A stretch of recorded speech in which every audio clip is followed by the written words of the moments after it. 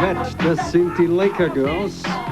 Das sind die Laker Girls, eine Profitruppe, die arbeitet immer zwischen den Timeouts während der Profi-Lakers, der Weltmeisterschaftsmannschaft hier in Los Angeles, eines der reichsten Teams in ganz Amerika überhaupt im Profisport. Sind Profis auch? Das sind auch Profis, ja. Die werden bezahlt von den Lakers, der Basketball-Organisation.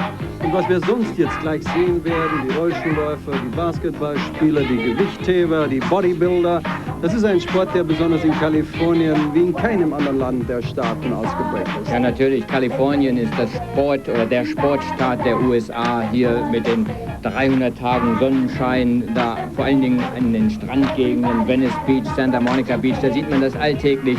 Und am Wochenende ist es eine Zirkusatmosphäre da.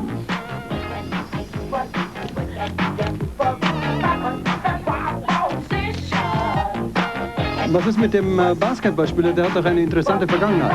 Der hat eine interessante Vergangenheit. Ich glaube, er hatte einen Autounfall und beide Arme, Beine waren gebrochen. Und sein Manager, der Junge ist 19 Jahre alt, will versuchen, ihn in die weltberühmten Harlem Globetrotters zu bringen, in die Truppe, damit er dort einen Vertrag bekommt. Er kommt hier aus Los Angeles und macht das so für ein Taschengeld praktisch. Und da im Hintergrund war mal zu sehen, das schnellste amerikanische Straßenautomobil, das es überhaupt gibt, ohne dass es ein Rennwagen wäre, mit 600 PS und einer Höchstgeschwindigkeit von 390 Kilometer pro Stunde, wobei das Limit, die Höchstgeschwindigkeit immer noch 55 Meilen ist. Immer noch, ja, vor allem auf den Super Freeways hier, das ist eine Zockelei ersten Ranges. Ich weiß nicht, was der Mann damit macht. Ja, und da geht bereits die Sprungkonkurrenz weiter. Wir sahen da vorher mal Greg Louganis, der mit Sicherheit als Gewinner der Universiade in Edmonton, Kanada, hier an der Spitze liegt. Er hat uns sogar wissen lassen, er würde es gerne versuchen, einen Sprung rüberzukommen, möglicherweise im Anschluss oder auch zwischen einem Sprung. Aber ob das alles klappt, das ist natürlich sehr, sehr ungewiss. Und Harry, wir sehen Sam, die Igel da hinten, das Maskottchen, ich glaube, der schwitzt am meisten hier. Gut, danke, Ben. Das ist Sam. So, komm her, komm mal auf. Meine lieben Zuschauer, da sitzen also viele, die meisten aus Deutschland, jedenfalls. Ich habe vorher mal gefragt. Und da ist auch eine Jugendgruppe dabei. Von wie viel seid ihr? Wir sind 20 Fußballspieler, 20 in der Gruppe und... Alle vom HSV oder woher? Ein STS in Norderstedt. Werder Bremen, woher denn nun? Aus Hamburg und wir sind von Norderstedt. Und was macht ihr hier in Amerika? Wir spielen Fußball gegen amerikanische Mannschaften und bis jetzt hat es uns sehr viel Spaß gemacht. Seid ihr zum ersten Mal da? Ja, wir sind zum ersten Mal in Amerika. Wer zahlt das Ganze? Die Eltern größtenteils und ja, größtenteils die Eltern. Oder der eine oder andere hat was gespart für diese Reise? Ja, nehme ich an auch. Mehr oder weniger Taschengeld. Und habt ihr schon was gesehen von Los Angeles, von Hollywood? Wo wart ihr sonst? Ja, wir haben alle... Ja, mehr oder weniger Sightseeing-Touren gemacht, alles was sehenswert ist, haben uns angesehen. Ja, und werdet ihr nächstes Jahr wiederkommen? Ja, oder nur die, die viel Geld haben? Ja, die. So ist es. Wer hat viel Geld? Rührt sich niemand. Also Freunde, alles Gute, wie lange bleibt er noch da? Wir fliegen Montagmorgen ab. Montagmorgen? Ja. Gut, danke, viel Spaß noch und eine gute Heimreise. Hans-Joachim Friedrichs. Hans, Smoke. Man hat so viel gehört, auch Hans Fasnacht, der ehemalige Weltrekordschwimmer, hat vorher gemeint, naja, man spürt das schon, man kann nicht so atmen. Sie sind lange genug da, Sie kennen die Verhältnisse nicht nur in Los Angeles, überhaupt in den USA. Aber was sagen Sie denn nun, weil Sie sich mit diesem Thema, der Bericht wird gleich folgen, besonders befasst haben? Naja, das kann schon sehr unangenehm werden, das ist gar keine Frage. Wir haben am Donnerstag dieser Woche, also vorgestern, ja einen ersten Vorgeschmack bekommen, wie sich Smog auswirkt. Da wurde auf einmal Smog-Alarm erste Stufe gegeben, das ist noch relativ mild. Da werden die Leute aufgefordert, möglichst zu Hause zu bleiben, also nicht mit dem Wagen zur Arbeit oder sonst wohin zu fahren. Der zweiten wird es natürlich etwas drastischer. In der dritten sollen sogar die Industriebetriebe schließen.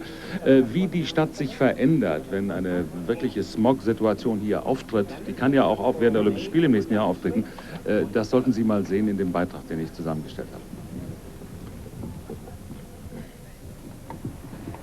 Die Mobilität der Amerikaner hat ihren Preis. Nirgends ist er höher als im Großraum Los Angeles, in dem 11 Millionen Menschen leben, die 7 Millionen Autos fahren. Manchmal, so scheint es, alle zur selben Zeit. 7 Millionen Autos verbrauchen im Jahresdurchschnitt fast 300 Millionen Liter Kraftstoff. Bleifrei, der größere Teil davon, aber nicht frei von Rückständen. Was davon übrig bleibt, legt sich an manchen Tagen wie eine schmutzig braune Decke über diesen am dichtesten besiedelten Teil Südkaliforniens. Das ist dann Smog, eine fatale Mischung aus Abgasen und kühler Meeresluft, die nach oben nicht entweichen kann, weil die Hitze aus der Wüste wie ein Deckel über der Stadt liegt. Das geht ganz schnell. Ein halber Nachmittag und das Panorama der City verschwindet im Dunst.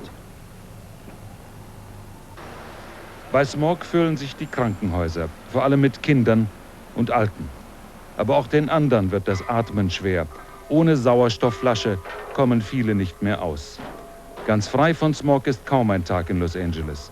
Den Giftgehalt der Luft kontrolliert ständig, stündlich, eine halbstaatliche Stelle, die ihre Informationen laufend an die Presse weitergibt, aber auch an jeden besorgten Privatmann. In dieser Woche Hochbetrieb. Los Angeles erlebte den dichtesten Smog seit 3 Jahren. Schlechte Zeiten für Jogger, überhaupt für alle, die im Sportparadies Kalifornien Bewegung suchen. Which makes it almost 1 in a million today because we're having so many first stage alerts. James Birakos, einer der Direktoren, sieht für die Olympischen Spiele im nächsten Jahr keine größere Smoggefahr. Das Olympiaprogramm werde vor allem in der Innenstadt und im Küstenbereich abgewickelt, sagt er. Zu einer Zeit, in der der Wind vom Meer die verseuchte Luft sofort wegblase. Mit Ausnahme von Pasadena, wo einige Fußballspiele stattfinden, und des Ostens von Los Angeles, wo das Hockeystadion liegt.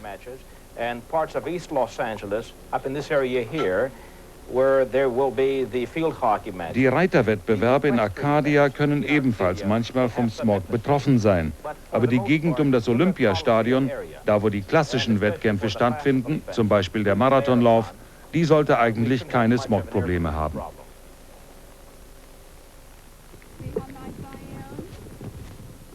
Und hier haben wir die schnellste Frau der Welt jetzt seit 2 Wochen, Evelyn Ashford. Vor 2 Wochen lief sie in Colorado Springs in der Höhenluft 10,79 Sekunden. Evelyn, you hear it? I said 10:79. That's it. Evelyn, I know this Evelyn, was something ich you weiß, broke through a barrier there because you Sie worked haben so damit hard for so long. eine Mauer durchbrochen sozusagen, denn mehrmals haben Sie die Zeit schon erreicht, aber sie wurde dann nicht anerkannt. Was bedeutet das für Sie? Ja, der Grund, weshalb ich nach Colorado Springs gefahren bin, war, um eine gute Zeit zu erreichen.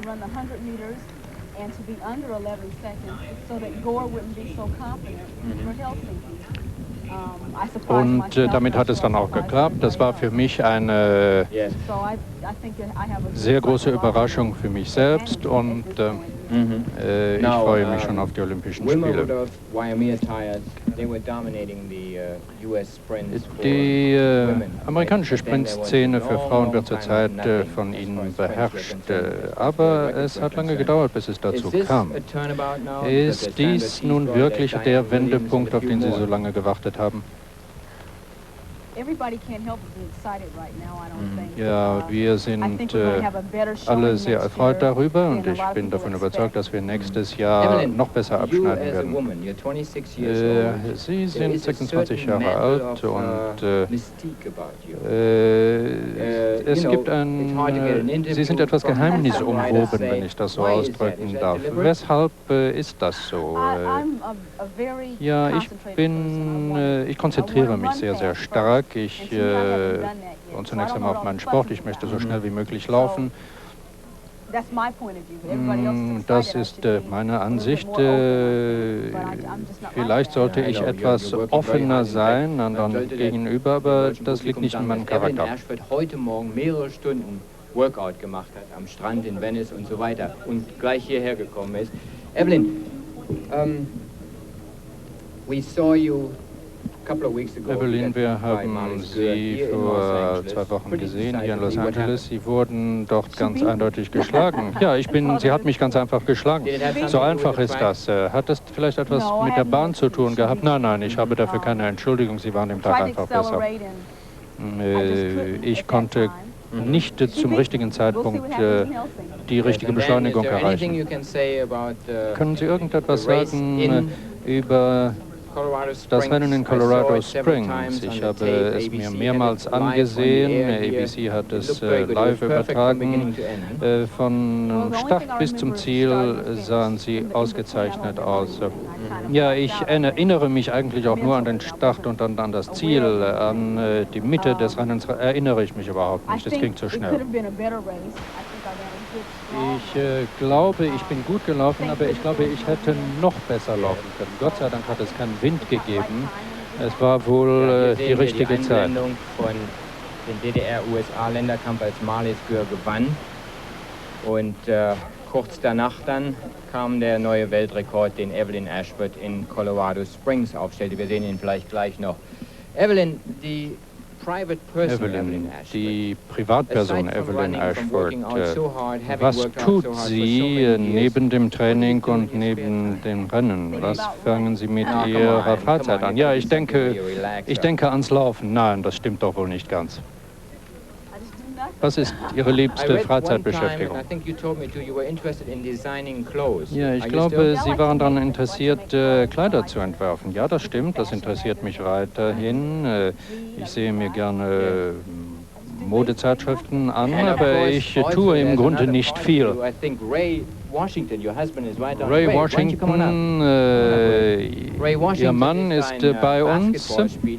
Und die beiden sind nun schon seit einiger Zeit. Ray, come on in. Let's sit on here. Ray, what's your involvement in Evelyn's career? Ray, wie weit sind Sie verantwortlich für Evelyns Karriere?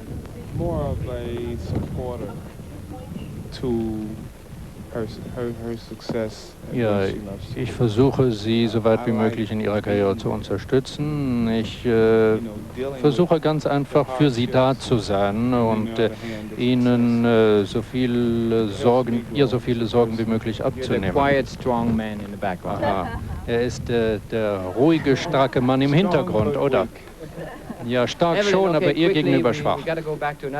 Gut, wir werden gleich weitermachen. Was erwarten Sie sich von Helsinki? Ja, ich erwarte einen Sieg, 100 und 200 und die Staffel. Ja, ich werde an allen 3 Wettbewerben teilnehmen. 3 Goldmedaillen. Unsere besten Wünsche, insbesondere für nächstes Jahr hier in Los Angeles. Vielen Dank.